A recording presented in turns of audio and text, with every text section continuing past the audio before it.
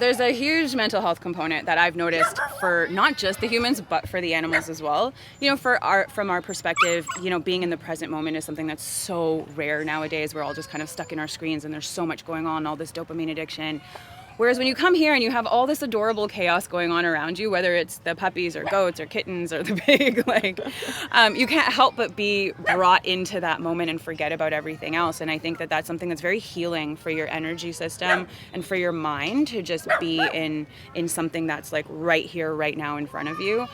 And then, you know, that oxytocin release of cuddling with animals and getting that physical touch, right? Which again is something that's rare, especially post-pandemic, right? So you can see how people have been very isolated and on their own and getting all this attention from the animals. Like, it's just, it feels so good for them. And you can see people leaving shining so much brighter.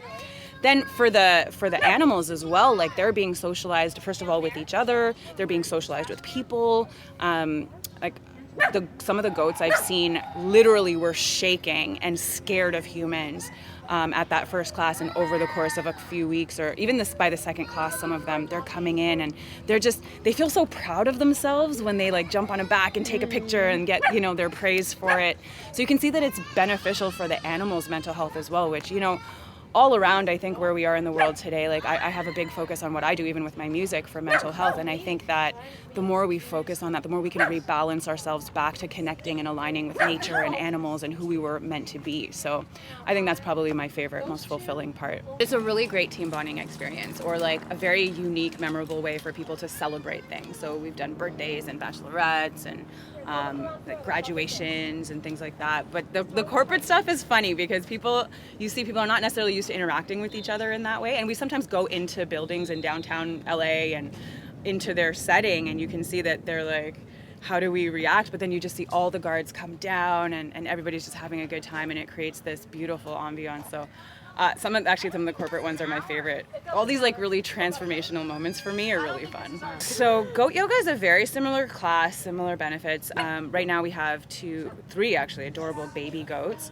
And again, it allows Michelle, she's our main goat wrangler, Michelle Critter. She is rescuing like goats like crazy, and this allows her to do that. And a lot of times these goats are coming from farms where they haven't been socialized, or they're being raised for meat or for show or going to auction. So she's just kind of taking them in, and I've personally seen the goats be like so scared of humans, where that very first day they're shaking and can, you know, need to stay on the outside, but by the second class they're curious and they're coming in, and so you can really see how good it is for their mental health, which is awesome. But it's a very similar type class, except for obviously nothing belly up with the goats. Yeah. And then we do kitten yoga with a shelter. So that's at the shelter. Oh, okay. I tried teaching that once and I was just so allergic. It wasn't working. But kitten yoga, and we actually tried doing pig yoga this year. So one of our teachers, she has a miniature pig, and the pig has a dog who's their bestie, and so it's a smaller class. But that got interesting reviews too. Like, people found it very unique and interesting.